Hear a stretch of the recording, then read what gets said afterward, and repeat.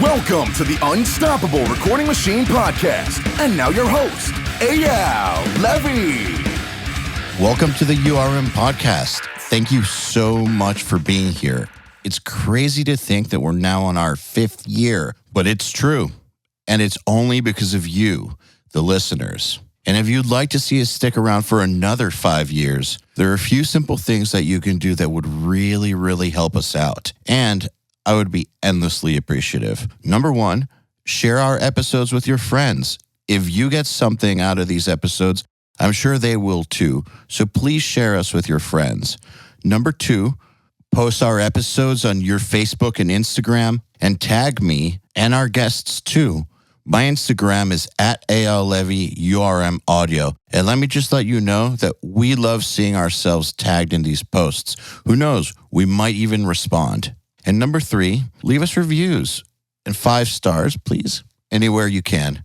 We especially love iTunes reviews. Once again, I want to thank you all for the years and years of loyalty. I just want you to know that we will never, ever charge you for this podcast, and I will always work as hard as possible to improve the episodes in every single way possible. All I ask in return is a share, post, and a tag. Now let's get on with it. Hello, everybody. Welcome to the URM Podcast. My guest today has been on before. His name is Zack Ohren, and his previous episode, I believe, is from 2017 or 16, and it's a really good one. There's some unique stuff on there. I recommend you all check it out. Anyway, Zack is a producer, engineer, mixer, and mastering engineer working out of Shark Bite Studios in Oakland, and I would call him a seasoned veteran at this point. He's known for his work with bands such as Machine Head, Fallujah, Suffocation, and a ton of others. I give you Zack Ohren. All right, Zack Ohren, welcome back to the URM Podcast. Nice to be talking with you again. Likewise. So you've been running a lot. Oh, yeah. Yeah, I've definitely been running a lot. It's been my quarantine thing. In fact, we're on fairly early today, and so I made sure to go in and get my 6 miles in this morning real early for me, really. Did you used to be an exercise person pre-quarantine? Well, so the running thing it's something I've been doing on and off for a good decade, but I didn't really take it to the level I've taken it until April 1st, like literally the 1st of April. Something switched in my head and I just decided, hey, I'm going to just start doing this more. And then, 2 miles became 3, 3 became 5, 5 became 8, 8 became 12, 12 becomes 14, and it becomes, right now, it's more a thing where I've been going every single day. And I didn't think that was the healthy way to do it at first, but now I'm feeling it's the best way for me is to just reduce the mileage a little bit and go every single day. Feels really great. I've never felt better in my life, just as far as psychologically mostly because of it. It's the clarity that I like from it more than any of the other benefits. And I'm not getting hurt at all anymore, which is great. Yeah, that definitely helps. I kind of have accepted that with the amount I exercise, I'm going to hurt myself here and there. It just goes with the territory. Like if you want to exercise, you're going to fuck yourself up. Yeah. I've accepted it, but hopefully as little as possible, of course. Right. So, that's what I'm saying. I was getting calf strains. I was getting blisters on my toes. But, it's just a learning process of find the right socks to fix the blister problems. Thanks for that tip, by the way. Yeah, that's right. I remember that. Made a huge difference. Oh, yeah. The socks are important. And it's not like just one pair, but specialized running socks that cost more than... Dude, I didn't even know that was a thing. And so I'm not running... But I am doing 6 mile walks with the weighted vest. And I was hurting myself after a while. So your suggestions made a massive difference. Better shoes, the anti-blister socks, all that stuff, world of difference. Thank you. Yeah. And honestly, that's a small part of it because I ran on and off, like I said, for a better part of a decade. But all of a sudden here I am doing it at an almost competitive level. Out of nowhere at 39 years old. And it's in large part because I just learned how to not hurt myself going further. And then, your body, I've gotten stronger to the point where it expects this much running every day. And it's not even weird, and I'm not even getting generalized soreness from it anymore as long as I do all the stretching. I've also found compression sleeves on my calves pretty much completely cured the calf strain issue. But yeah, like you said. What do you think switched in your head? Quarantine. To be honest, not having a schedule in the studio for months on end. So all my work being mixing, and I had a lot of work, that's a part of it. That's a part of getting started. There was about 3 bands I was working on: Atme, Reaping Asmodia, and some Machine Head stuff that I was listening to every day. Like the first couple of weeks I was getting started, I was just listening to my daily revision of the mix or whatever. And I love these headphones. I'm wearing these headphones right now for getting like a consumer level playback of something. So it was really... What are they?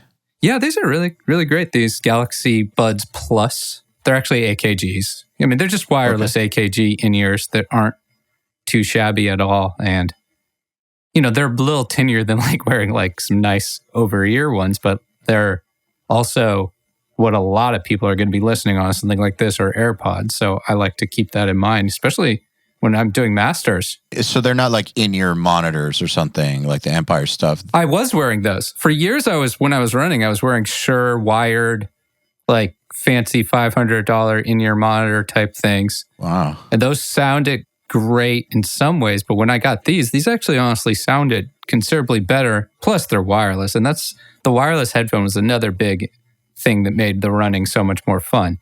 They also just fit really well. Like I can not shake these even loose from my head, yet they come in and out really smooth.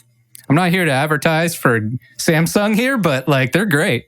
I should consider that because right now I'm using these Bose quiet control headphones when I exercise, and they pop out a lot. They break a lot. Right. And I mean, that's the big thing when you're like out running is you got to have something for your ears that's actually comfortable being in there for a real long time.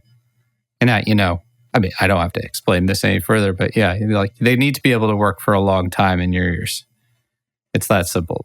So you're in quarantine, you're mixing, you're listening to the same shit every day. How did that equal this super serious exercise habit? What's the link? The link is the time, I think, because I've done this before where I started running more. But at some point, you're going to get interrupted by like, I'm going to go into the studio and need to be tracking for 3 days. And I mean, it eats up a good chunk of time in your day. If I'm running 13 miles, that's at least an hour and a half, 2 hours of just the running, plus the stretching prep before, plus, cool down, stretching again, shower, all that stuff. It's a lot of stuff to deal with. Like, it's a lot of time, and I have to do it basically before noon or it's not going to happen. Because, you have to do it while you're still got your morning energy or you're not likely to perform all that well. I don't know. That's just me personally, but still, I think that's something a lot of people find to be true. I don't know, though. I'm no expert on this whatsoever. No, maybe not an expert. I'm interested in learning more about people who are experiencing the same quarantine as everybody else, but who decided to do something like that during it. Well, I'm like that, though. I'm always trying to improve something, whether it's like something to do with mixing or if it's something to do with anything. I'm going to always be trying to improve.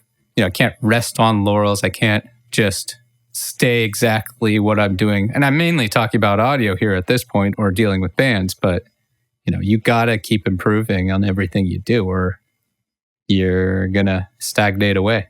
So when quarantine happened, did you get scared or bummed, or did you just look at it like an immediate opportunity to be able to do things you might not have had the time to do? So I'd say I didn't immediately do this. I did it a few weeks in is when I started getting a grasp on what's happening, how long it's really going to be. And I mean, even when I went into this... In the grand scope, a couple of weeks is pretty immediate. Yeah, a couple of weeks in, it occurred to me, hey, it's going to be this way probably until at least June. I should try to lose a few pounds. Easy way to do that would be to up my running, do that. But that quickly it escalated a lot differently this time than it has in other times when I've tried to like get in shape. And I'm not just running anymore. I'm doing weight and core work and some other stuff now that I'm feeling so high energy. Hey, I mean, you can probably hear it in my voice since I'm, only an hour post run right now. I have just tons of energy from this, and that's the number one benefit I found from it. Yeah, I think that when quarantine happened, see, I had already been like losing weight and exercising for a good while, like a year and a half. But once quarantine happened, I just went nuts because I figured, when else am I going to get this opportunity? That is really it. It's that. It was like, well, I'm never going to have an opportunity like this to try to get my health under control a little better. Plus, it's really, I immediately was reading about how important your immune system was for fighting COVID. And, I don't know if this is still the common thinking, but the common thinking is that eventually 60-ish% of us are going to get this disease in the next year or so, one way or another. I mean, I don't know if that's still the idea here, but regardless, I haven't heard any different. Yeah, my impression is I'm going to, if not already, have been exposed to this, and I want my body, I'm pushing 40 here. I want my body to actually be able to handle it. That was how I felt about it. So, that's maybe not how everybody thinks about things, but I was just immediately trying to prepare my body for getting it instead of just being completely in fear of imminent death or suffocation. I don't know any other way to put it. I had Matt Halpern from Periphery on a couple months back, and he's also gone hard with his physical health during this time. Great. And he was saying the same sort of thing. Like, he's trying to strengthen his lungs a lot, and then also his heart. He's gone hard with the idea of, if I do get this, I want the best fighting chance possible. That's exactly what I'm saying. And same. It's a matter really also of, well, I mean, that's the number one thing right there. But, just even thinking back to yesterday, I'm not thinking the way I was when I started doing this. I'm thinking, how hard can I push myself? I'm going to push harder. And like yesterday, I pushed and ran 7-minute, 15-second miles for the last 3 miles of my run. That's good. That's best I've ever done by far. And that's more of my goal now than I was at first, really training endurance, just distance. Now I'm trying to see about maybe actually getting a little faster. Dude, it's so important to evolve your goals. Like, for instance, with my physical goals, originally it was just, I need to lose weight. Yeah, that was my first goal. Yeah, I don't want to die under the age of 50. So that was the big motivator. But now that I'm like within 30, 40 pounds of goal, and the light is at the end of the tunnel, I've been lifting for almost 2 years. Like, now my goals are totally different now. Now it's like, let's see just how fucking strong and big I can get. Let's just see how like ridiculous my cardio abilities can get. Let's just see how far I can push this thing to be the exact opposite of what I was. And I think that if my goal was just simply finish losing weight, I'd be bored. Yeah. When it was originally losing weight, there was such a tremendous amount that in and of itself was a major goal. Now that it's not a tremendous amount, I have to have a goal of the same type of stature and impact to motivate me, I think. Right. And yeah, I mean, like, that makes sense too. You got to change what's motivating you periodically throughout what you're doing. But I mean, I actually have noticed a lot of musicians don't do this, which is, I'm sure you've seen a lot of musicians past the age of 30, they're in a band that's been going for a while, and they start to burn out and they don't know what to do because the band's going. They don't want to give it up. They're just kind of like, kind of in an endless loop. And I think it's because they haven't adjusted their goals. They're still operating as though they had the same goals that they had when they were 18 or something. Because when they were younger, just being in the band that toured some months of the year and let them afford a one-bedroom apartment was fine. But then past a certain age, they were still acting as though that was the goal, when in reality, they probably have moved past it. They want something else for their lives, but their action isn't really congruent with their efforts. And so I noticed that they start to burn out, they start to get bitter, they start to get depressed. And I really think that adjustment of your perspective and your goals is major part of it. Yeah, they always say set your goals, but they never tell you the important part where you have to keep adjusting them. If I had, just like you said, if I had gone off that kind of idea, I feel like I achieved most goals I set out to do in life when I was like 25. So you had to you got to at some point up the ante, change your goals. I actually think that this is one of the reasons, not to get too morbid, but for why you hear about millionaires or super famous people killing themselves from depression. I think look, I understand that there's the actual disease of depression, the clinical type. And since I've had it, I understand it, and I'm not talking about that. But what I'm saying is, when someone achieves everything they set out to achieve and they don't have something else to live for, life can start to get very empty. And emptiness and lack of direction is kind of like breeding ground for depression. Right. 100%. So I feel like they start to feel like, what else is there left to do? And then don't know what to do with themselves. And if they already have a tendency towards depression and negative thoughts, it can spiral out of control. Right. And so, I can't agree with you more on that. Having things that you're striving for, having things to live for, it's always a really good thing. And it's also probably part of this whole thing with me is that, my goals are interesting because I've always been a generally happy person overall. My life has flown by, I feel like. I can't believe I'm nearing 40, and I'd like to keep feeling young a long time if possible. I look at these guys that are, in their 60s, sometimes 70s, that are still out running every day and walking around fine and feeling good. And it's a really easy connection for me to make with these cardio types as opposed to all sorts of other kinds of workouts. You go get jacked and put on 100 pounds of muscle or something. You got to maintain that and it's terrible on your joints. And you see those guys when they're in their even late 40s and they're all just stiff as a rock. I want to be pushing longevity. Yeah, so when I say I'm trying to get as big as possible, I'm not saying that. I didn't think you were. Just for clarity. I feel like past 40, if someone looks really good and has a lot of vitality to them, it's due to choices. Like when you're under 40 and especially under 30, I'm not going to say you can do whatever you want and get away with it, but the tolerance for what you can handle lifestyle-wise is much greater. You can recover a lot faster. And so there's no great feat to having energy or looking good when you're under 30 or even under 35. But when you start to get past 40, it's still possible to look incredible and feel incredible. But if you are, it's because you're putting in the effort for it. Right. That's just the huge point right there, because what I don't understand about me, I've always looked younger than I am. And I've always felt younger than I am. Yeah, you look 30. Well, thanks, I think.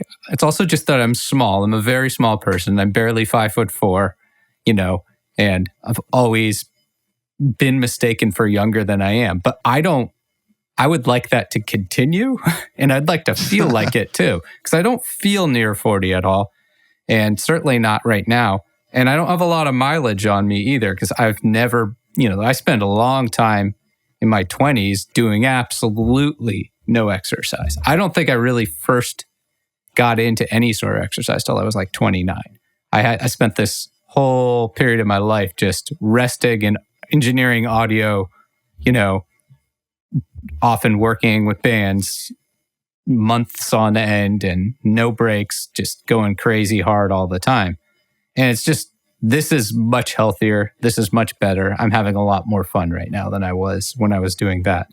That's for sure. I would almost say that doing that puts more mileage on you. Maybe, but my joints, for example, everybody's people are saying how are your knees not giving out? I'm I don't feel like, I know this is when an athlete would be retiring. And I'm sure if I was doing this at 25, I'd be pushing much higher speeds and, I'd be doing better. I know that. I know that I'm not anywhere near the peak of like what I could have done, but I also just don't care because it's not like I'm like trying out for some team or something. This is a 100% personal thing. The peak of what you can do now. Right. And I don't, as long as I'm not putting myself or in pain or causing injury, it's working out great. What are you doing lifting wise? Oh, barely anything. just some basic enough. stuff. But I mean, my bare minimum I do is right after the runs, I'm trying to get in 2 minutes of planking because that's really more of my concern. And that's another thing. I used to have horrible back problems. That was another thing that would prevent me from doing too much exercises. I threw out my back like on 10 different occasions. And now that I've actually built up strength in it, and running does that too. Running daily like I'm doing is built up all sorts of strength in my like back and core that I didn't expect. And I'm so much stronger in that way now. So, whatever. Is that the only thing that you tweaked? Like your exercise habits? Did you tweak diet at all? Sleep? Anything like that? Yes, quite a bit. The diet, quite a bit. I mean, but that was... How so? That's what's funny. It's just like a culmination. I always just started eating better around that time. And technically, I guess I started by intermittent fasting. By that, I mean, yes. I wasn't eating breakfast anymore, and I was just eating after the runs and kind of eating inside an 8-hour window. And I didn't give that up entirely. I was originally trying to like actually stick to this 16-8 thing when I was caring about losing weight. I'm not trying to lose weight anymore though, so I'm not doing that, but I still don't eat breakfast. I think that was a great adjustment for the running because just having food in your stomach is highly overrated for exercise and having it for recovery is, underrated. I think having food in your stomach might be good for weightlifting. Certainly. If it's been like an hour and a half or something, but for cardio, fuck that. Yeah. And I never tried that before. So that was definitely a brand new tweak to what I was doing. When you say you started eating healthier, what did you do? I'm going to have to keep that vague. I don't really know what to say to that, but eating less, honestly, just eating a bit less carbs, more protein. Fair enough. And not eating as much junky snack stuff late at night. Not eating just silly breakfasts. Just being smarter about it, yeah. Yeah, I mean, I've known how to take care of my diet before. And also just drinking less. I had been drinking a lot at the beginning of quarantine. And then I just kind of reared that back quite a bit. And then when I was really going hard at this back in April and May, and actually attempting to lose weight, I was just not drinking on weekdays. Also to try to keep some kind of normalcy towards, the lockdown and the fact that, Tuesday felt like Sunday. Yeah. So, I mean, I saw you in November when you came to the summit. You didn't look like you had any weight to lose. So, no, not really. When you say lose weight, how much did you go for? I was pushing, into like almost overweight status. And I've lost 25 pounds. I'm at what I would consider the lowest I should be at. But I feel great right here because, being light on your feet is highly underrated. Just a highly underrated thing. And also... I realized you had 25 pounds to lose. I knew I did. I knew I did. Probably had body fat up near closing in on 20%. And now it's down around 11 or 12%. So it's great. Wow, that's phenomenal.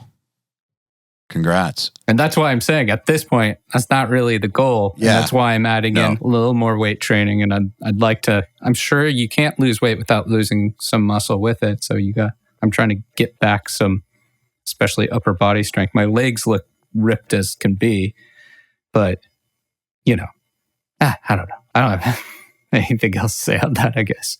All right. It's a topic I'm interested in. And oh, no, for sure. Lots of people who listen are too, because as you know, the studio lifestyle is super sedentary. Yep. And I feel like you have to make it a point to make healthy choices if you're going to do this, because the job itself does not allow for that. There's nothing in the job built in that will help you be healthier. And in fact, if you just go along with the flow of the job, you'll become very unhealthy. That's kind of the natural progression of things as an engineer. And I would agree with that to the most extent, unless you're someone that does a great job self-motivating yourself. If you're do that, then you do have the options to set your own schedule to some extent and all that kind of stuff. So that helps. But otherwise, like you said, it's a big pitfall some people can fall into really quickly and really easily. Yeah. I'm finding that there's a whole lot of URM people who really take this seriously, or Really? who are wanting to take it seriously. Yes, absolutely. I think it's a good idea overall to be highly conscious of it just because of, like you said, the career and how sedentary you can end up being. It's not, but that goes for anybody working at a computer all day. Yeah. You Oh, know? yeah. Absolutely. I think that the mental benefits, like you said before, the clarity really, really helps. But Oh, yeah. so another thing is, I think that working in music or audio, and I'm sure this is true in other industries too, but this is the one I know. So I'm going to speak about this one. There's a lot of stress involved, and Tons. there's a lot of people managing involved, expectation managing, ego managing. There's all kinds of fires that come up at the last minute, just all kinds of pressures. There's also some scumbags you got to deal with. There's all kinds of things that will, if you're not careful, make you a less happy, more reactive, bitter kind of person, I think.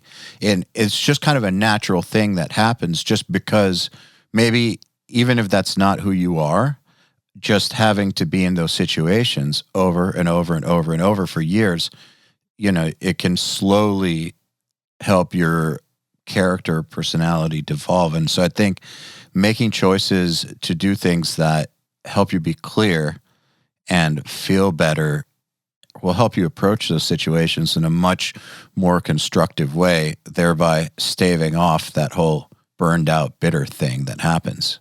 I mean, I could go on. Let's go at this for a second here, because this is something I know with this podcast, this is for the URM people, and this is something that doesn't seem to register with some people I talk to, even at the summit, that this job is completely, 80% of it, as far as staying in this industry, making a real career out of this, is being able to roll with things and deal with all the insanity of this industry.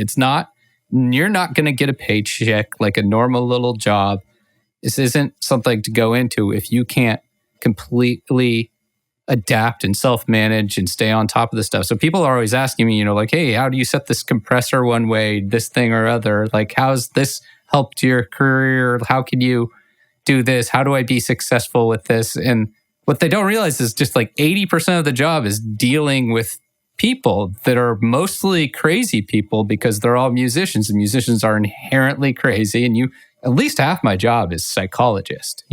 I've got to manage these tons and tons of people, and sometimes get pushed into insane situations, insane deadlines, insane things. And like you said, you need to be able to have clarity. You need to know what matters and what doesn't. And there's also just the whole being able to say, fuck it, not my problem kind of thing, and be able to do that without just having an overwhelming stress of, ooh, is everybody going to like me? And those kind of feelings, or is my mix okay? And just going for it and being creative. You cannot be creative. It's a creative job to mix a record, and you cannot be that creative if you're thinking about the 800 different worries of yours instead of just going at it and making what you want to make.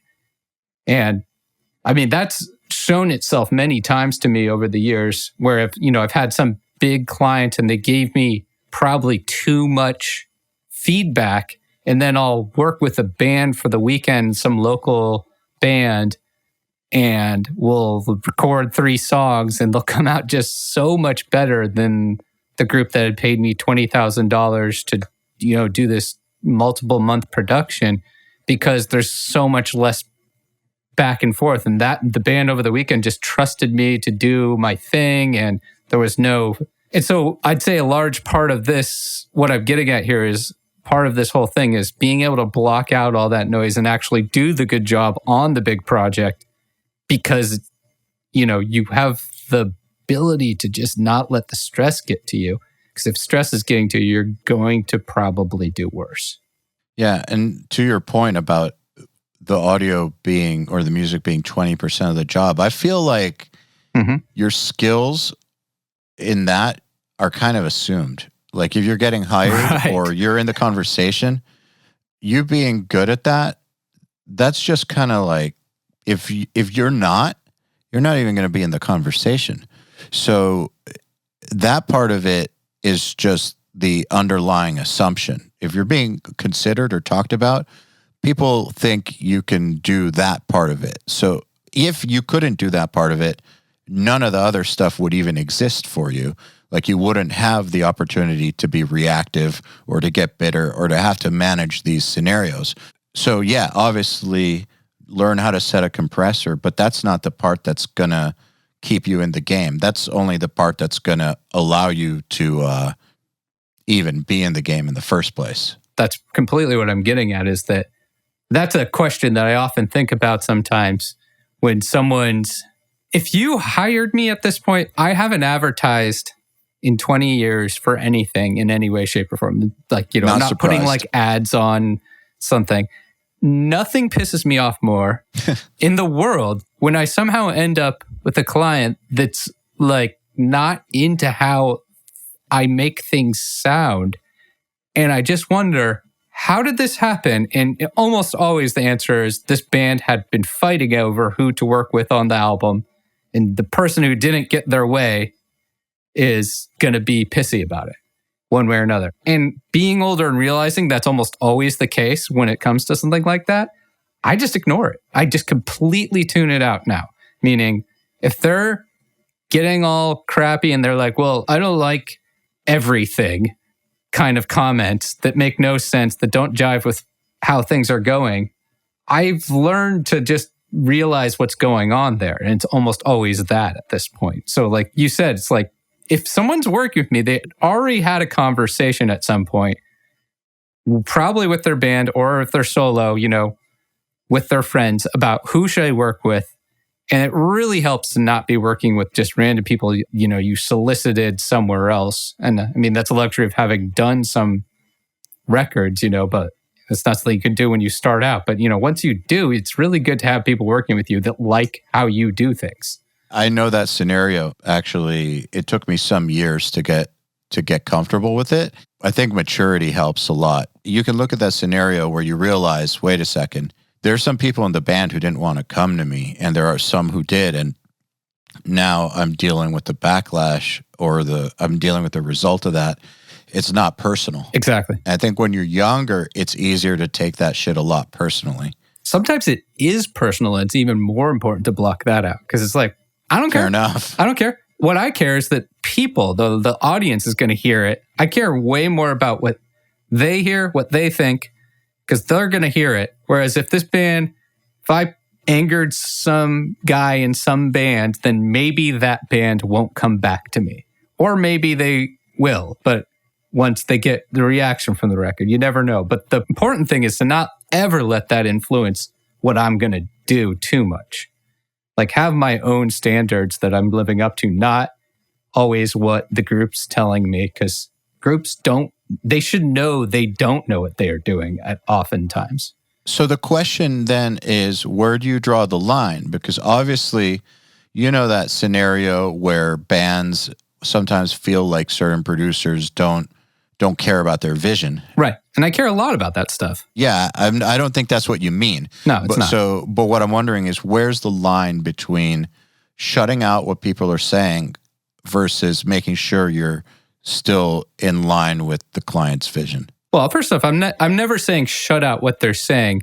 I'm saying make sure to see through it with the goggles that are showing me the bigger picture. Because if it's one person that's always saying something, but it's a whole band kind of thing, like, you could be working with a group and everybody just one by one will tell you, hey, I want to hear the guitars louder of the mix. And the bass will say, I want to hear the bass louder of the mix. And then the drummer's like, I need to hear more snare. At some point, you got to just tell everybody, yep, I did all that, and hand it back to them, and they'll all be happy. And you could, what I'm saying. And I'm not saying I do exactly that, but, that's the sort of thing where you got to really watch out and try to make sure the band's got to be on the same page first. Because if the band tells me like their thoughts and their vision on this thing, and then we come around to it and I'm doing it, it's going to work out. It always works out. That everybody's always happy. I just did a project with a band called Gamma Bomb. They're a really cool band from Ireland. I guess I describe them as kind of power metal-y. I don't know what to describe them as, but they're a metal band. And that project was kind of crazy because it had a hard deadline, and I was supposed to get it a month before that deadline, which was already a pretty short period to work with on a full length of that magnitude. I had to do, reamps and everything. It was a pretty full project. Take that. It got condensed to like 10 days. Because they had trouble finishing the vocals. They had trouble finishing all the guitar solos, all this stuff. But, we talked, though. I was talking with the band extensively. We had a Zoom call for like half an hour just to go over like what they wanted. And all the information I gathered in that, I made sure to really think about. Like, they didn't want too much gain on the guitar tone. They wanted more of like kind of cranked Marshall tone. They wanted, they talked about what they liked. I asked, what recordings of mine made you want to work with me? And they were pretty specific about things. Like, they loved the Warbringer record I had just done. So I thought to myself, okay, so let's use this all as a reference. And by the time I was sending them the mix, we had to have it like the very first, mix one kind of thing. They had to basically give me whatever notes they had, and then it had to go off to the label. It was that simple. And we knew this like going in, and I was kind of really worried about that because usually you'll have a little more of a back and forth period with a band. But because they had given me such concise and clear, vision of it, all I had to do was sit down and execute that for a week without too much input from them at all.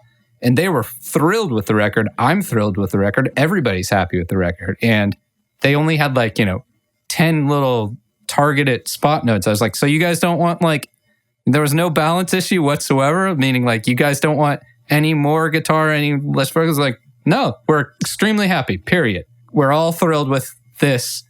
There was a couple parts they wanted a vocal up or down, and there was a couple little solo adjustments, and then bang, mastered off to label, getting released. Man, that shit would always scare me. When the band had very few notes. Yeah. It'd be like, what are you going to discover 6 months from now that you hate about this?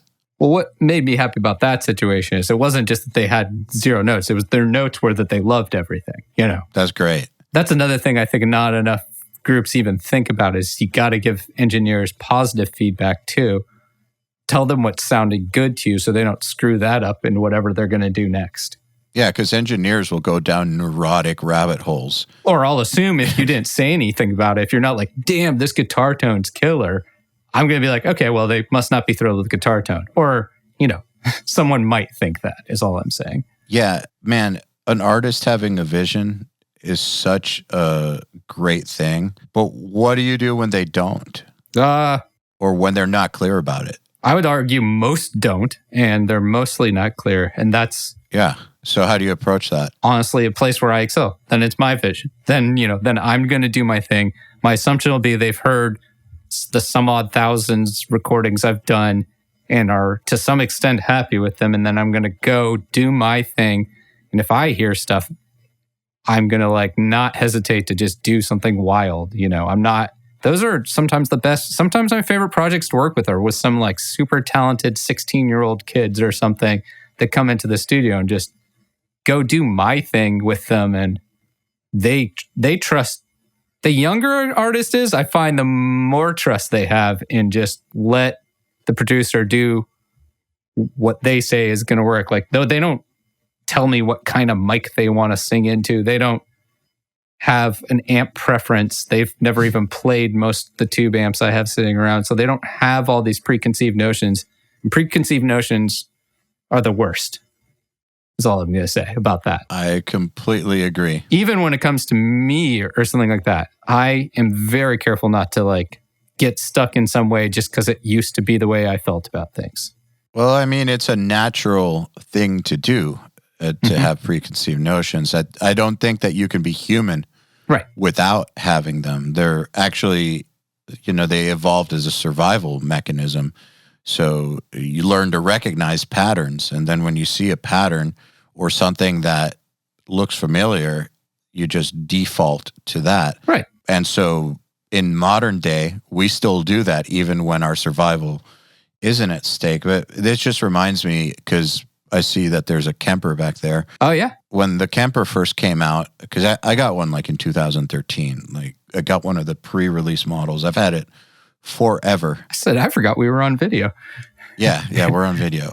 So I'm not making an argument right now about what's better. I don't give a fuck what's better. Like, I think great tones are great tones and it doesn't matter. But right, when that first came out, I wanted to use it on certain records, and the guitar players would give tons of resistance because they wanted to use their amp. And I would run these A/Bs between the model and that, and I'd be like, guess which one's which. They almost always guessed it wrong. And that's how we ended up using it a lot more, was when I would take steps to bust through their preconceived notions. Right. That's a really good point, too. Because even I don't love that Kemper by any means. And the ways in which I use it would probably shock and horrify people. Meaning, like, the fashion, the crazy elaborate steps I go to use it sometimes. There's things about it that I like better than tube amps, and that's when I will use it. And there's no other time I use it. Meaning, if I want something only I can do with that Kemper, such as, for example, you can make guitar tones tighter than even a solid state like Randall with that thing if you need to. And you could do it with the exact same guitar tone you had before by a method, I think you've described it before as recabbing. But that technology gets better and better and better. So there's times where I'll just think of an example. Examples work best to explain this. So I'll take something like the Inanimate Existence's most recent record. The record was tracked, reamped on an Engel Fireball 100 Mesa cab. There were a few parts, though, where I felt like, the palm mutes on the occasional super chuggy breakdowny parts, they didn't have the impact. It's a little too mushy, a little too compressed coming out through the original. So, you take that, I use some profile that's just crazy tight from Andy Sneap, throw that through there, use that. I don't love the cab tone from that. I feel like the cab tone from that sounds digital, sounds a bit fake, but you take that and you do the, what do you call it? Not comparison, but I guess comparison EQ stuff, matching EQ stuff. Match EQ, yeah. And you just match EQ that to the original cab, and I can just put those two parts, and it's completely seamless on the record as to where those little spots are where I suddenly added extra chug tightness. I de-gained the guitars essentially a good bit on a few parts. That's what I love doing with it. Occasionally I'll have to just, sometimes it's really the best sound period for a record. It's definitely the best sound I can use with a lot of records of bands that don't have the greatest guitarists, straight up. If the guitar player picks too light, doesn't, especially for like metal or something, if the guy isn't that experienced, doesn't have the best right hand, it's so much more forgiving than, something like my Randall Thrasher or something, where if you get just a little bit off on that, it's going to sound weak by comparison. So I don't know. That's my point. I used to just completely throw out the idea of using Kemper for anything but demoing, and I've not felt that way for a long time. And it's not just Kemper. I actually prefer using this neural DSP stuff, among other stuff. There's a lot of good plug-in based amp software these days that's just really turning a corner and getting to the point where it's usable in a mix. And I don't think it's a compromise. Because that's the one thing I don't want to do, is compromise in some way or another. That Dark Glass plugin, for example, just the very first original Dark Glass neural plugin, that plugin's a better bass tone than like 85% of amps I can set up and mic up. Yes, I agree. And there's no reason, especially if I'm using like a real nice DI to begin with, there's no reason other than me trying to make it feel fancier to the band, which is something I avoid getting caught up in. Client appeasement. I'm not going to get caught up in that anymore. It's just not a thing I'm going to indulge, Like, I don't need to indulge some silly thing where a band's like, well, we want all tube tone to this. I mean, I'm not going to lie to them either. I'm just going to say, hey, give this a shot because it has its upsides. And I do weird hybrids of things all the time too, where, I have a plugin of a rat pedal I like much more than the actual rat pedal. So if I have a chance to reamp, I'm going to use that. I'm not going to use the actual rat pedal. It's just way easier to work with, especially on a bass tone or something. I like your attitude of just best tool for the job. Doesn't matter. You know how you get passed up? The way you get passed up by the young 18-year-old kids like I was 20 years ago, it's just assuming every new technology or new thing is inherently bad and not as good. And that, you're old school, I'm doing everything to tape, I only listen to vinyl way is correct and better. And every single engineer I know that's like that finds their careers tapering off pretty quickly as they get older, and everybody else isn't afraid to use auto-tune when they want to or something. You just can't fear technology. There's a whole generation of kids now who grew up in the era where all the music they listened to was made with this technology. And so it's not new to them. It just is what it is to them. And so if you're not in line with where things have evolved to, your pool of potential clients is going to be way smaller, and it's going to keep on getting smaller. Right. Because as time goes, people are going to use the old ways less and less and less and less. And I'm not saying there's anything wrong with tape or vinyl or any of those things. They're great for what they're great for. Hardware is great for what it's great for, but you gotta, like you said, you kind of gotta realize that clients from this era come from this era. And this era has a certain set of tools that are part of it. That's all there is to it. That's a two-way thing, because even working with younger groups, they'll not realize necessarily that a lot of stuff can be way better with the old school thing. And there's a lot of situations like that too, where, of course, some guy's wants to use, it's the exact opposite. That's the thing. You just can't get stuck in one thing or the other, or one way or the other. There's only a few things in audio engineering that are absolutes, like getting the best analog digital converters is an absolute. The better's better. There's very few things like that, though. There's almost everything is just subjective. I don't use, almost all the tuning I do is the default tuning stuff in Cubase, for example, because I find it the most manipulatable, the most easy to use. It does everything I want it to do. Some people will say, well, Melodyne sounds a little better. And I'll say, this works really well, though. Am I really good? And is anybody really going to listen to my mix and say, oh, well, I noticed some anti-aliasing? All right, use the Cubase tuner. Fuck his mixes. Yeah, that's kind of what I'm getting at, is that, the idea that something is better is a horrible way to look at EQs and compressors and gear in general. One of my favorite amps to record ever is a Randall RG100, and I believe you can buy one for about $99. Yeah, I think you're right. Man, I remember when I first was getting to know Joey Sturgis, my partner in this whole thing. He was this dude that was kind of like that guy that kind of did that Pod Farm all in the box thing that, oh yeah, you remember the perception about him. So I didn't know if he was like a good engineer or not a good engineer or what. I was just kind of getting to know him.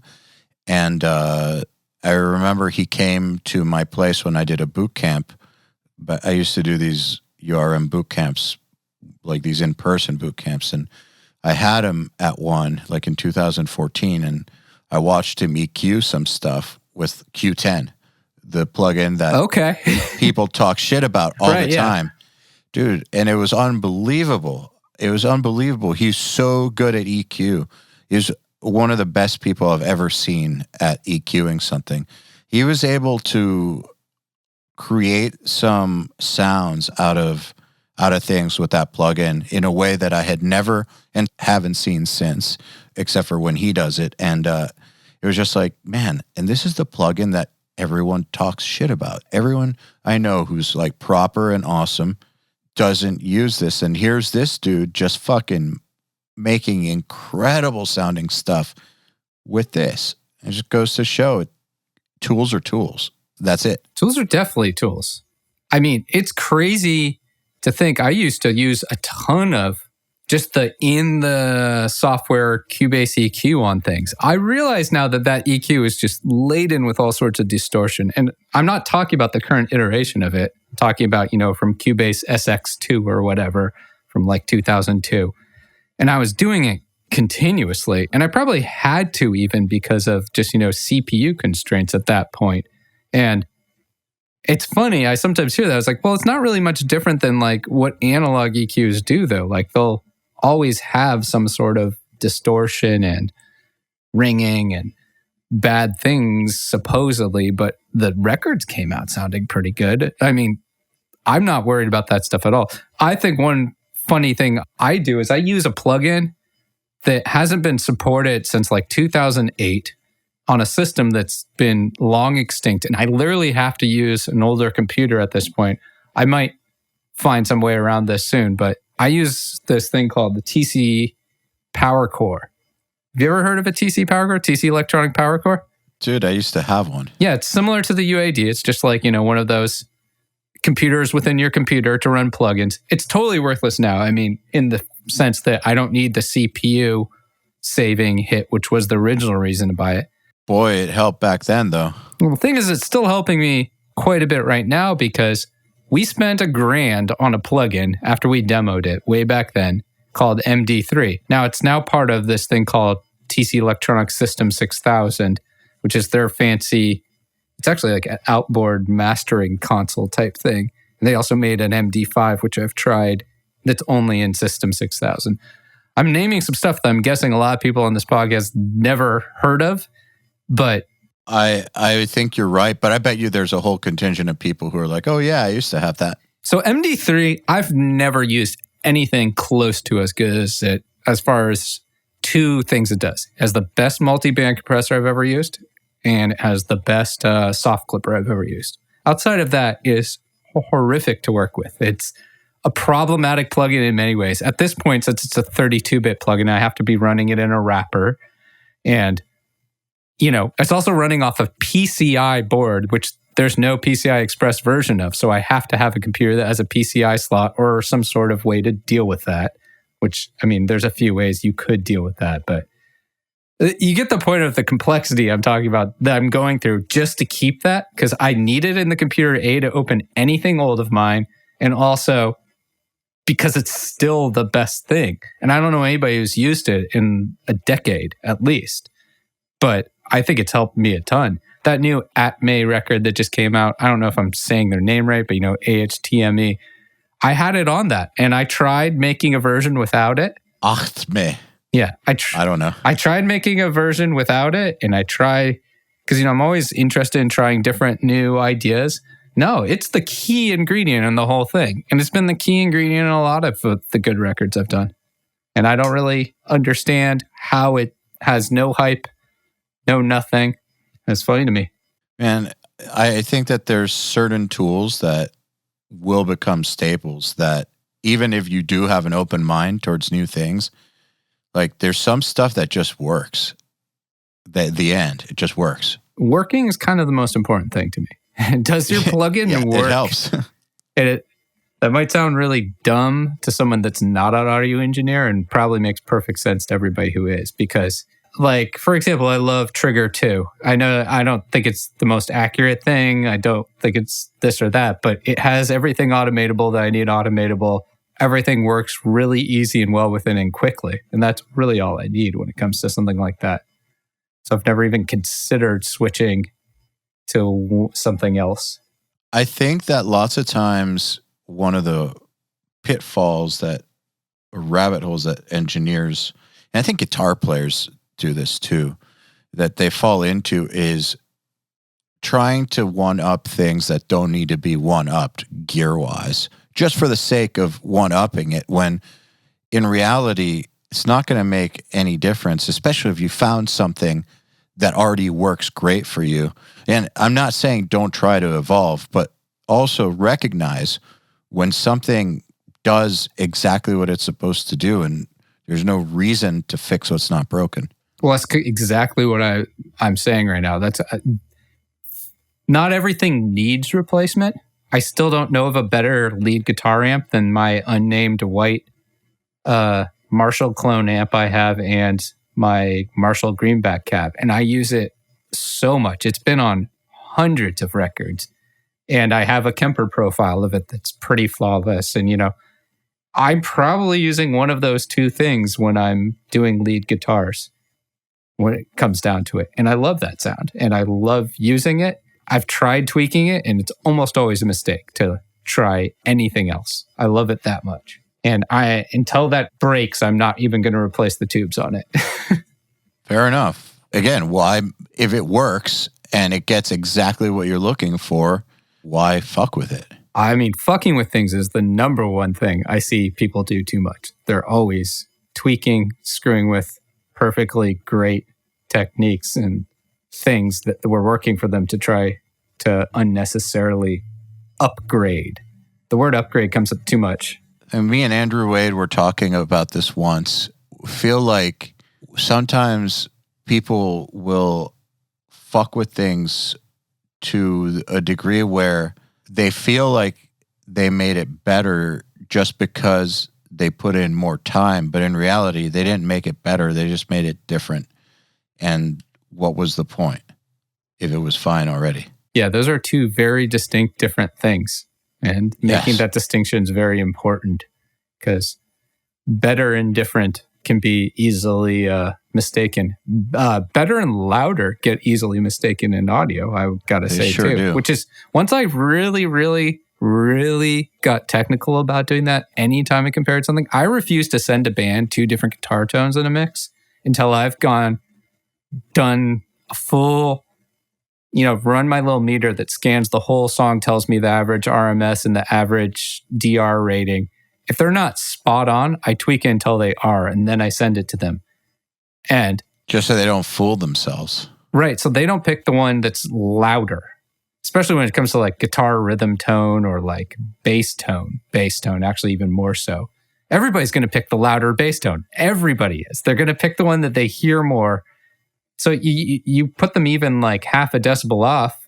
You're asking bands to make these decisions on something sometimes. You got to make sure they're making the decision. They're not just going to go to human nature and do what everybody would do, which is pick the louder one.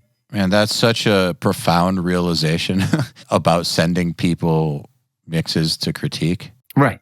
Got to be so careful with that stuff. You can be a trained audio engineer and still trick yourself. Of course, someone who's not is going to fall prey to that. It's a completely endemic thing. It's everybody will do it. There's no exception. And I've seen, like you just said, like super experienced people just fall into the same pitfall. And I just refuse to even do it now. And I waste a lot of time sometimes like remaking mixes over and over just to make sure I have that set correctly before I send it. Because you might think a guitar tone is way better, but it might be eating up tons of low end that, especially come time, if this ends up getting mastered louder or something, it's going to get even worse of a problem.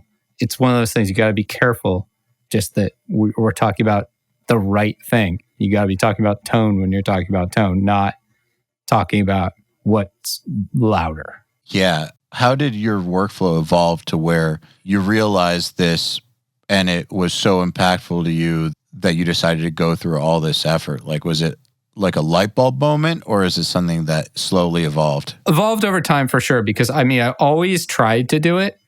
And then I started realizing, well, if you don't really commit to that, meaning like you got to actually do it. You can't just kind of do it. You got to really do it and do it perfect, or else you're not doing it. That's the problem with that whole comparison, is that you send a group of comparison, if it's off even a little, they're going to probably pick the one that's louder. I'm always impressed when a group doesn't pick the louder master, for example. That shows me that they're actually listening to things as they should be, not just, pressing a button, comparing back and forth, and just picking what sounded bigger. Absolutely. And I've really enjoyed, by the way, the fact that groups are more and more open to that kind of thing too, where groups are less and less asking for me to make things loud and blown up. And I'm glad, because I'm always trying to go that direction. And then everybody's like, well, can we go a little louder? It's like, okay, sure. But, I don't want to. I do think that the volume wars are pretty much over, from what I understand, which is a beautiful thing. We say that, but I want that to be true, and it is so far from true. Because let's be real, nothing is really going out, especially like in rock or heavy metal, that's like quieter than like -8 RMS. Like that's what people are doing. All right, yeah. Okay, so look, compared to the old days, right? I think you're absolutely right. That's what I'm saying. If you compare it to like the old days, yes, shit is a lot louder now. However, dude, lots of mixers who are doing great work, who master their own stuff or whatnot, that I've spoken to are no longer really worrying about it. At least not compared to how they were 10 years ago. Certainly not how they were compared to 10 years ago. And also, there's a huge difference here. Like, I think it was, there was definitely a time when I was putting out stuff that was just crazy loud. And sometimes I come back and I hear that, and I wonder if I accidentally stumbled into learning how to engineer when I was younger. I know that this is going to get weird and high concept here, but that's okay. I was always about, nobody ever told me there was a volume war. Nobody said anything. Just when I was like 16, 17 years old, I was like, I'm going to figure out how to make my masters louder than everybody else's. And it's going to make everything better. And doing that really taught me, just about space and, fitting everything into its little hole to make things as loud as they could be. And by doing that, I was also learning not to, overlap frequencies too much. I was learning all sorts of things just by the fact that I was trying to put out stuff that, if you could listen to some of the things that I've mastered, even not that long ago, they're like crazy loud, often like -6 RMS, DR3 or something. I don't like that happened, but some of them are still really good. Like, I don't hate some of the, I remember I heard just the other day, I heard the Volumes record that I mastered, and I loved it. I loved the master. I was like, maybe I should like do some of this weird, insane stuff, even though I don't really necessarily, the one thing I would probably change is just take that final maximization down a tiny bit. But the way I was creating all this space was really cool by, sculpting as much as I could in the mixes. And if I remember correctly, that's like a stem master type project where it wasn't just a simple like 2-track master. It was like I did special things with the drums and bass to like sculpt it all to get it as loud and huge as it was.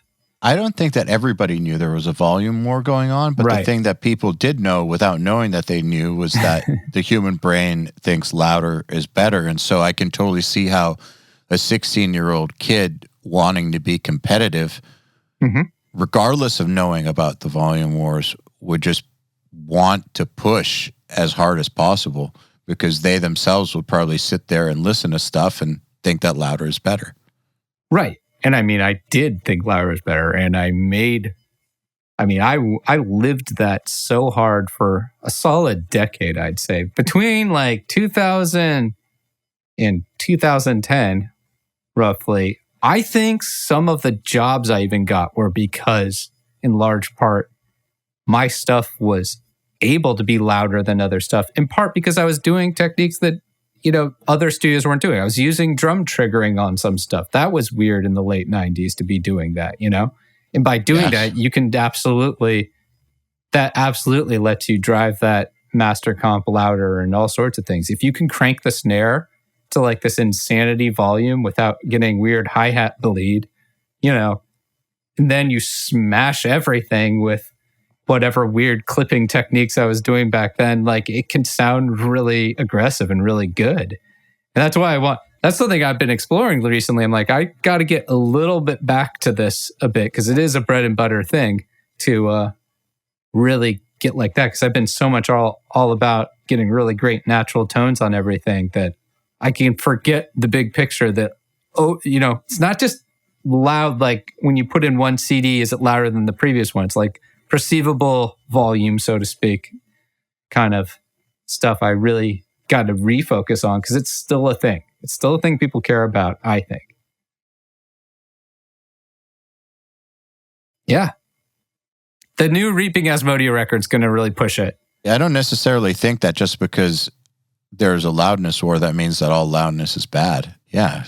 Sometimes it's the right move. I'm working with mostly heavy metal here. It's probably usually the right move. And I forget that sometimes because I'm so enamored with the idea of making something sound like Slayer South of Heaven or something with massive amounts of dynamic range that I forget, I should also do what I'm good at. And that's definitely what I'm good at is, making tight, huge sounds. Like, I don't know. Some of the records people have liked that I've done recently have been pretty loud. I remember that, that Zenith Passage record I did is crazy loud. And I think compromises nothing. Meaning like I wouldn't make that record any less quiet because it's part of what's making that so aggressive and work so well. And kind of fills in the gaps where other things I wish I had done a lot more dynamic. There's some records I wish I could try to open up, but there's going to be so many ancient plugins that won't load and drum libraries that won't load.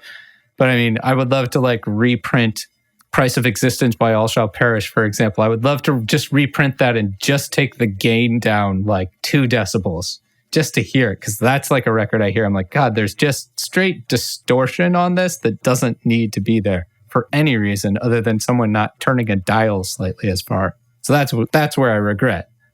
I will say that I feel like I have a couple regrets about things that I made too dynamic. Yeah, or pushed for them to be too dynamic. Yeah, so the last Doth record, I was super obsessed with it being as natural and dynamic as possible. And I think it sounds great. So I do think it sounds great, but at the same time, I wonder, wouldn't it probably still sound great if maybe there was a little bit more of a sample presence on the drums and it was a little bit louder? And I think the answer is yes, actually. I've gone too purist at times and regretted it. And then at the same time, the other direction and not enjoyed it either. So I definitely think there's a balance. And I don't think that it's kind of back to the gear thing or whatever. I don't think there's any one thing that works all of the time or is the right solution all of the time for every single scenario. Every single scenario is unique and has this sweet spot or this range it wants to be in, I think. It also always comes back to the one thing, which is to listen. And that's what I've gotten so much better about recently. I'm really pleased with all the mixes I've done this year. And I think a large part of why is just that I've listened to them much more. And that's something I'm going to take out of this whole COVID-19 thing is that... What do you mean? Yeah, I mean it quite literally. I'm listening and I'm listening for what I want to hear different. And I'll listen and revise and I will let it take me wherever it wants to take me. I'm not getting constrained by just trying to get through some process. I'm not afraid to just do some wild, totally not what I expected to do thing. How is that different than before, though? I'd say it's different from before because I was not, like you said, I was trying to achieve a goal. I want to make this sound as natural as possible. I want to make this, going into it, the preconceived notion of how this should be. And the answer is it should be what sounds the best when I listen carefully. And don't just listen on one occasion because your ears are dead. I try to say this a lot to people, but you're done for the day, in my opinion, about a half an hour into loud listening of something. And you do need to do loud listening. And that's the other thing. Some people are like, well, then just listen at 70 decibels all day. I'm like, okay, nobody's listening to heavy metal at 70 decibels. That doesn't make sense. We're going to have an issue if you do it that way, in a whole different way. Because you're going to get, everything's going to sound, that's a good way to start over compressing everything is to start doing things that way. Interesting you say that because I do think that there's something to be said for mixing quietly. However, every great mixer I know that mixes quietly does not mix quietly all the time.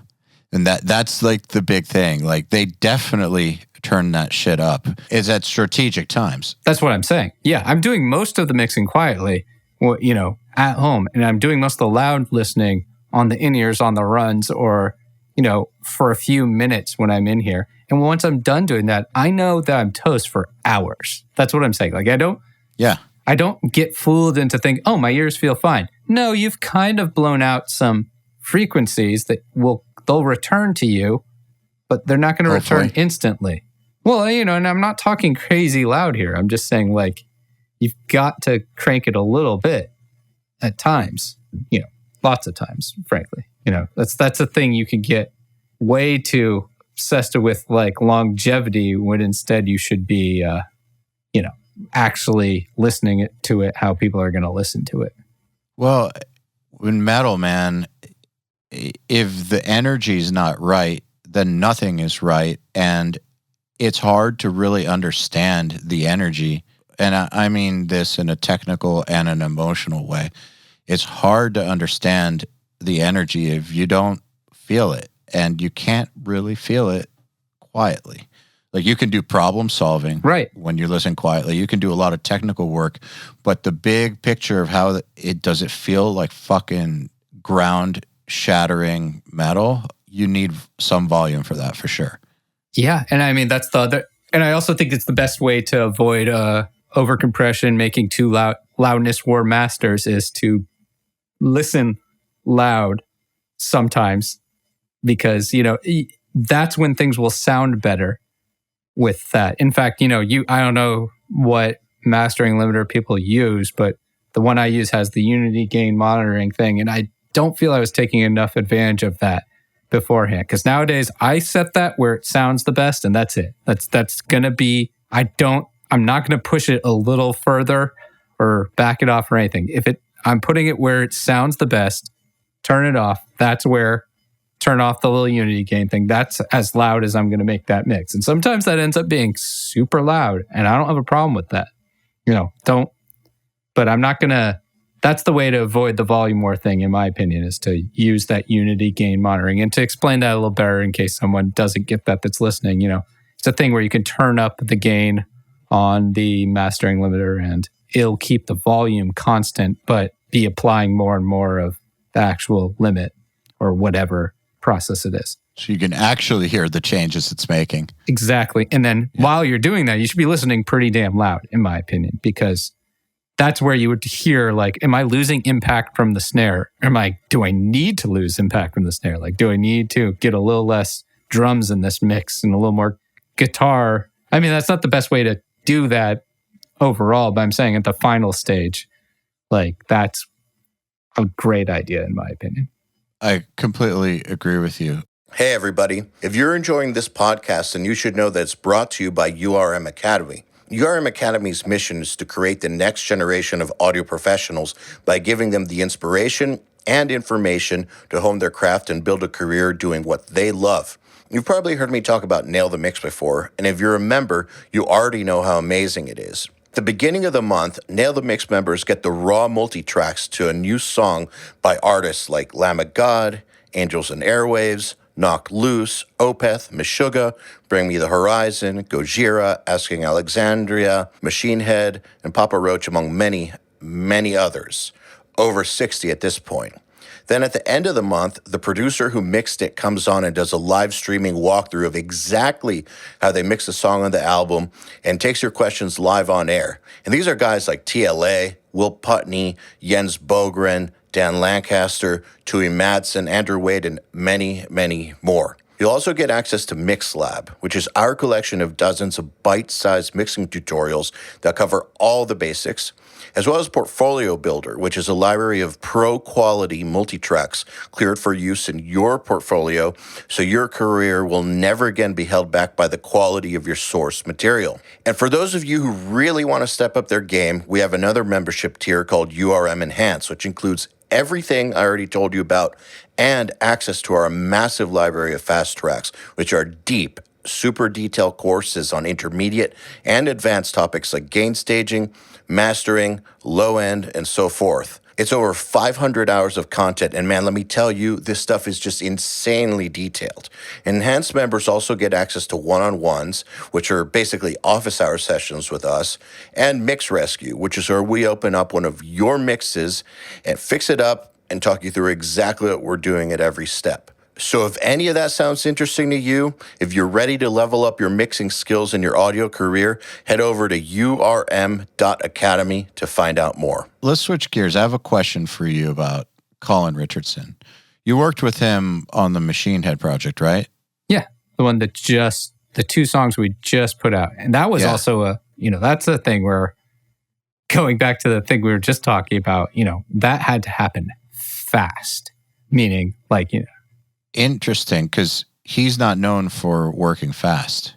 Well, we were working, there was a whole team. There's also Chris Clancy did a lot of the work on that end off in Europe. So he was working with Chris, and Chris and him put together what they put together, quickly. And then we had a lot of back and forth, but I'm saying it had to happen on a pretty, it was consuming me 24 hours a day when it was happening. So it was a big deal, a big what to do, because we will, really wanted to get the songs out quickly. So, that's all I'm saying. So I've had the honor of getting to work or be around him a few times. And the thing that struck me is how fucking meticulous that guy is and how high his standards are. It's kind of insane. For instance, when the Trivium and Waves drums were recorded at my house, he spent 3 weeks finding a position and a sound for the bass drum. 3 weeks. But at the end of those 3 weeks, it sounded incredible. Incredible. He's just one of the most meticulous people I've ever met. Did you feel that when you were working with him? I felt nothing, in large part because, keep in mind, we're in the middle of a global pandemic, so we still haven't met other than through some emails. Yes. But, yes, in the terms that the work was done so meticulously and also done so well, that whole experience was the best probably. I've had a couple good ones and a couple bad ones, but that was probably the best experience I've had with sending out something I'd been working on for a long time. We had a working mix of both those songs that was over 2 years old, meaning I had been messing around with the mix of those for 2 years, and it was completely falling out of control because, we're also tracking in the middle of it, and I'm tracking the day we're sending stuff over there. There's good reason for division of labor here with that project, I guess what I'm getting at. And it was really great to get back a first mix from them and have it be 90% there and super happy with it. And, that's a pretty rare thing when it comes to those kind of projects. So I was pretty impressed with how well organized and how, good things came out. And like you said, especially drums, they just had a really great handle on how to get those drums tones were actually pretty tricky to work with, for sure. I feel like sometimes when sending stuff to an outside mixer or mastering engineer, you get it back and it's a bummer. Yeah, it can be. Not always, obviously. It can be a bummer. But when you get someone on that level who really gets it, it's it elevates the work you did. And oh, certainly. To me, it's a magical thing to get to hear it through that great person's perspective. And the mastering thing is a even better example, because I've had a lot more stuff where I've had it mastered outside, and finding people that you like working with that and that get your stuff and that. I've done 10 mastering projects now with this guy, Justin Shaturs, and I've done some mastering projects with Ted Jensen and a few others where I'm always pleased now with them. And that hasn't always been the case in the past when I've, done outside mastering. I've always gotten something back and been well, aspects of this are better, but what happened to the low end? What happened to this? I don't even like this better than mine. And I do a lot of mastering work myself too. So I'm going to be a very discerning person when it comes to this stuff. So, it's really nerve-wracking. And especially in that case of those 2 Machine Head tracks, it's not only do we get those, mixed pretty quickly, but we also then, we had to make some pretty quick moves and quick comments and quick stuff to get the mastering right with Ted. And it's so great to be working with Ted because Ted's, arguably the best hard rock mastering engineer in the world or something along those lines. Yeah, I would say that's about accurate. And so it's really helpful because, we did have some stuff to go back and forth with him about, but it was easy to do because he got it. He heard what we're hearing. Like the first master we got back from him, I was like, oh my God, this sounds great. Rob hears and he's like, this sounds great, but the vocals are quieter. And I listened to it again. And I'm like, oh, he's right. The vocals are quieter. And that's potentially problematic for a song that's very vocal driven. So we actually just supplied them with mixes with a little more vocal in them, gave a couple different levels. It was like, Ted, try these different things. There it was, problem solved. And then something else got better in the process with one of the songs where Ted found a different piece of gear he used. And we ended up really happy with those masters, with how they came out. That's a 24-hour period we're talking here from first master to like final though. And we went back and forth 5 times. What was it about that Machine Head project that had to be turned around so fast? And what was the interaction with Colin? What, you produced it and then you sent it to them to mix and they had to turn it around fast. You had to give revisions fast and just am I understanding correctly? Yeah, that's it. I mean, we wanted it turned around fast just because we wanted the song out quickly. It was because one of the songs was specifically about the George Floyd incident. And, it's the one that has Jesse from Killswitch Engage on it. I mean, we got Jesse's vocals the day after I sent it over to Colin and Chris. So, that was quick. Putting that whole thing together was pretty, seat of our pants quick. And also kind of tricky to do because of lockdown, I mean, we're doing everything by proxy. Even me and Rob are barely seeing each other in person. Rob I set up a setup so Rob can track himself, at least to do vocals over mixes. He can't adjust anything, but he can track himself, and he's put together a couple of things that way, luckily, because of that. And, I'm trying not to go into the studio whenever possible. And when I do, it's kind of annoying. I had to do an actual recording project with the band because we were near the end of it, when quarantine hit. And it's a pain being in the studio all day masked and trying to have any kind of safety, especially when a band is the most wild card group of people you can imagine to be around. So it's tricky.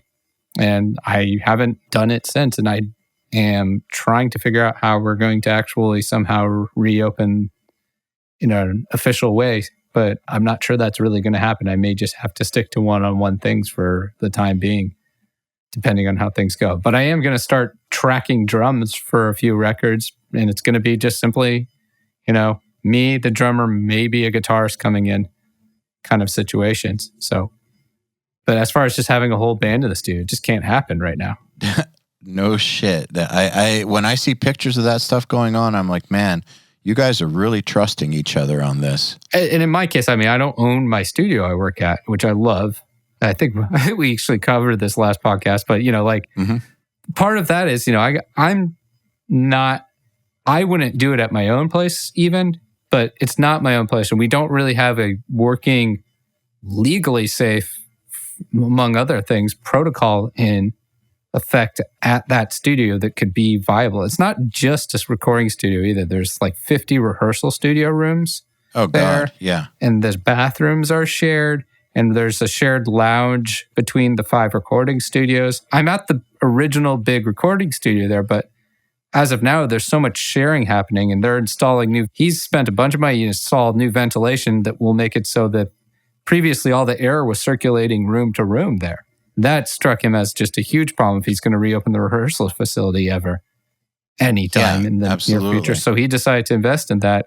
Whether or not that fixes the problem, who knows? But I'm hoping we get some stuff rolling starting this month as far as actually being able to go in there. But I'm missing it less and less in some ways because I've been I'm swamped with work. I'm stressed right now podcasting in the middle of the day because, I've just got 10 mixes I'm in the middle of working on. That's a good problem to have. It is a good problem to have. And I am shocked how, just how much work has actually increased, if anything, recently. And it hasn't gone down at all. It's been going up. It's just all mixing now. And I do enjoy doing the mixing and the mastering stuff, arguably more than going in and tracking bands in person. I miss it to some extent, but I've been shifting my balance over the years more and more that direction anyway. So this is just accelerating what you were already doing. Right. I mean, significantly. But it's not the end of the world. And I'm not going to get antsy about it. And certainly there's bands, there's groups that want to be recording with me. And I feel bad for stringing them along, but I'm not actually stringing them along. I'm just telling them what I know. And what I know keeps changing. The idea originally was, we should be able to reopen in May. We should be able to reopen in June. Maybe in August. And now at this point, it's like, well, maybe next year. It's probably just going to be this way till there's a vaccine or everybody's dead.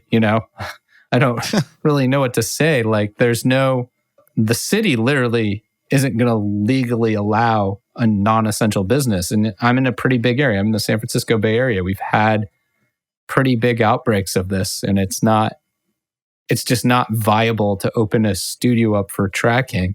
And I know also, like you said, I know people just giving it the fuck it attitude and just, running their studios. And some people are like out of house studios, but at the same time, I know I've seen plenty of just in-studio footage, and I'm like, what's going on? I mean, I say it the same way I look at some big house party with a bunch of friends at it, and I'm like, what are you guys doing? What is going on here? Like, this is why we are where we are, or this is why we're a joke of a country. But hey, I don't want to get way off topic into that, but there's a reason we're still in the shit problematic situation right now, and it's 100% because of people not being responsible about it. So because you're doing a bunch of mixing work and there's a lot more of it, does that mean that a lot more people are tracking themselves? It does. I mean, that's the thing. And, I've always tried to help people through that too a little bit. And I've been getting a lot more requests just for information from me, like people just trying to get my help with, making sure. I know several people I've known for years and years, and they're all of a sudden setting up their own little home studio. I've got to imagine that like interfaces and, just basic recording software is selling like hotcakes right now because people are all setting up their first little recording corner in their rooms because they... Well, I can tell you that URM has grown. I would be shocked if it hadn't grown. It's grown. You should call it a wrap if you weren't growing during this, because this is, you're made for this. And I agree. It's not, I mean, this isn't forever. There's no scenario where this is lasting, the rest of our lives or something. But there is a lot to be said for like the quote unquote silver linings in this whole pandemic. And I've had a lot of them. I'm not even sure it's been a negative for my life in general. Like, there's been some really crappy things about it. And especially around the beginning of it, it really messed up a lot of things for me and my wife. She had a huge trip planned literally the week that lockdown happened. And it was to a really cool thing that she's never going to get to do now. And she also had a new job lined up. And then in my case, I was in the middle of recording the Black Map record. We were mid guitar tracking, and we had this elaborate guitar thing, million pedals out, and it's just stayed sitting there for 4 months. I'd literally cleaned it up 3 weeks ago. Finally, we went in and wrapped that all up. Yeah. Because that's how Ghost Towned the studio became. It's not like anybody else. It's not my studio, but nobody else was there for any point and still hasn't been there since March 13th. Whenever Rudy Gobert came down with coronavirus is pretty much when the pandemic became pretty real in America. It's at least my little demarcation point. So as far as the remote tracking goes, one thing I've heard people say is that they're happy to be getting all this mix work, but they're having to do a lot more coaching to musicians. And the results, vary. Some musicians do a great job, but in some ways, there's a lot more crap to fix. Okay, well... How do you feel about that? Yeah, I'm going to throw my industry under the bus. Sometimes some of the best... in fact, I'm going to go even further. All of the best prepped, most organized projects I've ever been sent to me have been not from professional engineers, but from a hobbyist who really cared, really went to the attention to detail to label things and like make sure everything was sent to me properly and in order and how they want it. Because they're not too good to do it. That's right. That's the really part of it. And also that they're, they got to pay me a good bit of money and they don't want me wasting time on that. And I also tell bands like way in the like 3 months before we're doing a mix stage, when they're just asking me for quotes and things, I'll say, tell you right now, I'm charging basically for the time I spend working on this. You can decrease that quite a bit by having it decently organized and like not having major problems left and right like this, and this. Make sure everything's in sync. Make sure this. There's ways to do this. It's not that hard. Doesn't matter what DAW you're using, but you can get this to work. I'll once again use that Gamma Bomb record as a reference. I think that was the most well-organized mix session I was ever sent. And they're not they're not a pro engineer in any way, shape, or form, but they put a Cubase session for the whole album together for me. Everything was labeled perfect. It was already in sequence. It was already there. They even had put some groups together. They had That's awesome. Had the levels and the panning. So I knew where they wanted things panned. I knew where they wanted some effect, and it was a great start point. And I've had other great start points, and like I've been pretty lucky with stuff sent to me. But like you said, yeah, I'm also dealing with people that, and I can't get upset at them about this, but like, they're going to make pretty big mistakes on the engineering end of how to track their guitar DIs at home. And yeah, because they don't know. But I've been dealing with that for a long time, because I would say bands, especially in like the technical death metal kind of side of things, have been going that direction for some time, like where they'll track themselves at home much more. It's a thing. And, I don't mind it really at all. I love working with a lot of those projects because they're going to be better a lot of the time because the band didn't feel any constraint that they're paying me hourly for studio time. Instead, they're, just focused. Maybe they spent months on one riff, And then there's the people that it makes no sense for at all. The lazy types that are just going to like one take it anyway. And I'll get sent some terrible takes. And like, I've had to deal with a few drum tracks recently that my thought process was, there's no way I would have been in the room tracking a drummer this good. Like, it's a good drummer. And they would be okay with that take that they just did right there. Now I'm going to have to really do some work to fix this. That kind of thing, That's where it sucks not being in the room with them. Man, some people need a producer. That's right. Some people do, and some people absolutely don't. And I'd say it's a 50-50 proposition. Yeah, I agree. What actually matters, in my opinion, is knowing that about yourself. The self-awareness is what matters in this situation, not whether you do or don't need a producer. Right. Completely right. Because it's not everybody. It's just some people are going to work really well when they're just given a ton of time on their own. And that's why so far I've been really happy with a lot of these records from quarantine, because I'm guessing a lot of the stuff I'm getting right now is from people that have had nothing to do for a long time, and they've been upset about a lot of stuff. They got all sorts of inspiration and they just start pouring it out, and some really good records coming together because of it. In other cases, it's just stuff that was pre-planned this way. Yeah, it was. Then they just had to do it anyways. Right, exactly. Yeah, if they want to get it done, this is what they have to do. That band I was talking about, Black Map, that was probably the biggest challenge, because that's a record with a band that I was totally working in the capacity as a producer with them. I was very much part of guitar decisions. I was part of all sorts of things. Luckily, we had already tracked all drums and bass.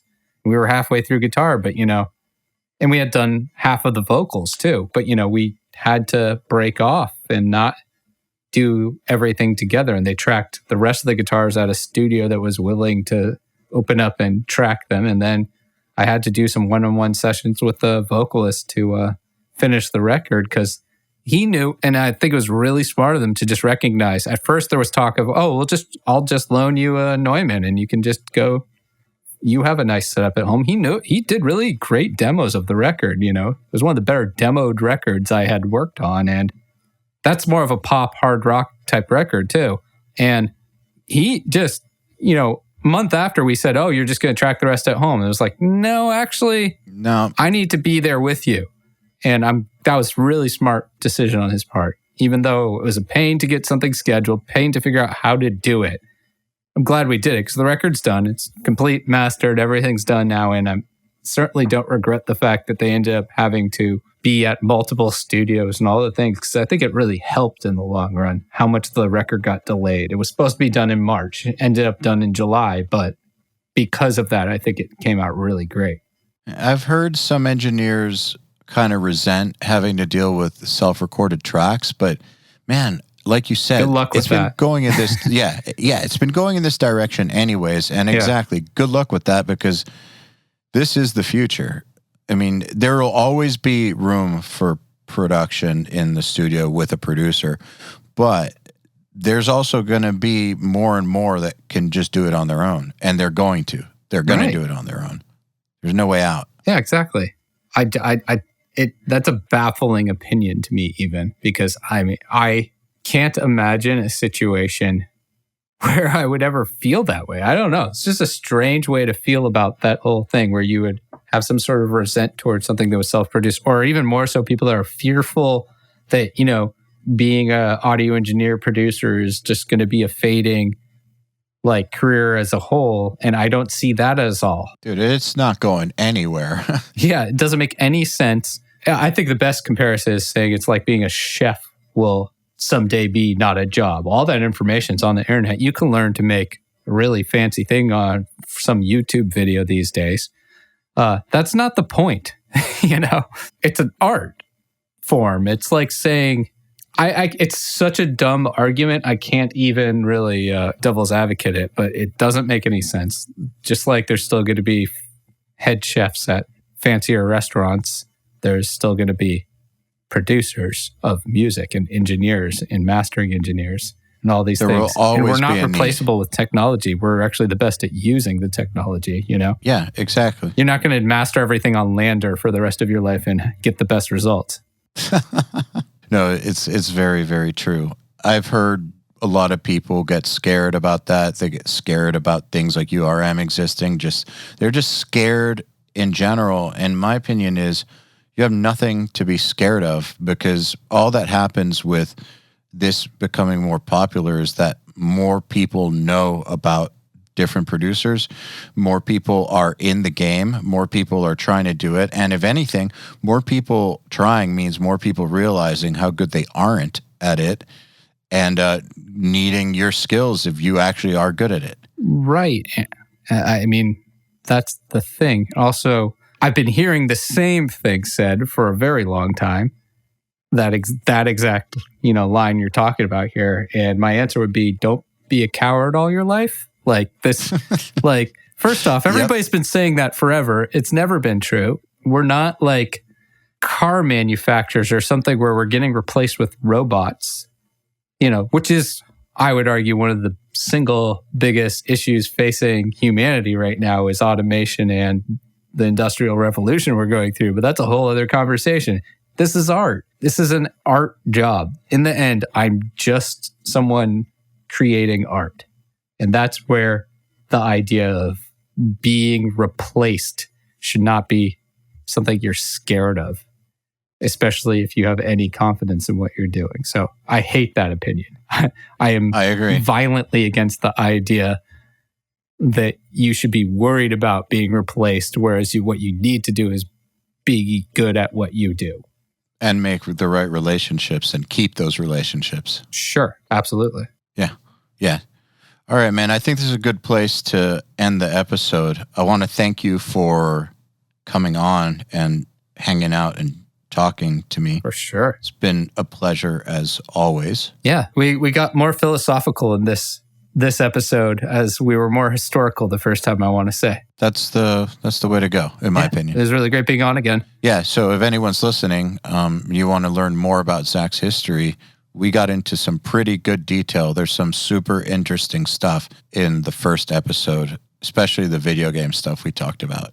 What's wild about that episode is, that was my first time meeting Joel, and we did that, and what people listening to that episode won't know is that then we were immediately thrust into working together on multiple projects like a month later, which was a complete 1,000% coincidence. I see. I didn't realize that. I thought that you guys knew each other. No, had no prior knowledge of each other. He one of you, he was either you or him, I assume, or even Joey. I don't know. It used to be, when I was on, it was called the Joey Sturgis podcast. But I remember that, I then, like a couple weeks later, got contacted by Machine Head about doing their new record. And then I talked to him. He told me that, hey, we did our last mix with this guy, Joel.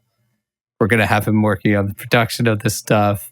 And you'll be the producer / tracking engineer here. This is how this is going to be. We're going to try it with this other band first. And I was like, oh, do you mean Joel Wanasek? And he's like, yeah, that guy. I was like, okay, that's random, but okay, cool. Great. Interesting. That's the part I didn't realize because it was so soon thereafter. It was immediately. I mean, it might have been like the next week. I can't remember. It was pretty quick. Yeah. But now, of course, Joel had already worked with them, but I hadn't worked with them since 2010. So it was a total random, out of nowhere thing.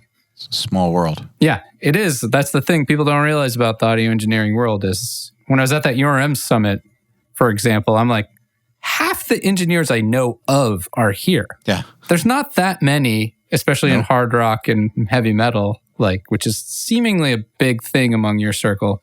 It is the thing in our circle. Oh, have you declared that the thing? Is it always been that? World's best online school for rock and metal producers. Okay, well, there you go. Okay, so we're staking the claim in this. Yeah. Yeah, you're not trying to produce trap is what you're saying necessarily. No, I mean, we might do some things here and there in other genres, but rock and metal's, it's our world. I got you. Anyway, yeah, that's my point. So I was like, I see half the people in the world. I mean, you know how it is. It's your world too. Oh yeah, definitely. Yeah. And I ignore the outside world for the most part. So it's a pretty small group of engineers that I actually know of. Yeah. Dude, rock and metal has served me very, very well in my life. I'm loyal to it. Yeah, same here. All right, man. Well, thank you for your time. Thank you. I'll talk to you again sometime soon. Okay, then. Another URM podcast episode in the bag. Please remember to share our episodes with your friends, as well as post them to your Facebook, Instagram, or any social media you use. Please tag me at EYAL Levy URM Audio, and of course, please tag my guests as well. Till next time, happy mixing. You've been listening to the Unstoppable Recording Machine podcast. To ask us questions, make suggestions, and interact, visit urm.academy and press the podcast link today.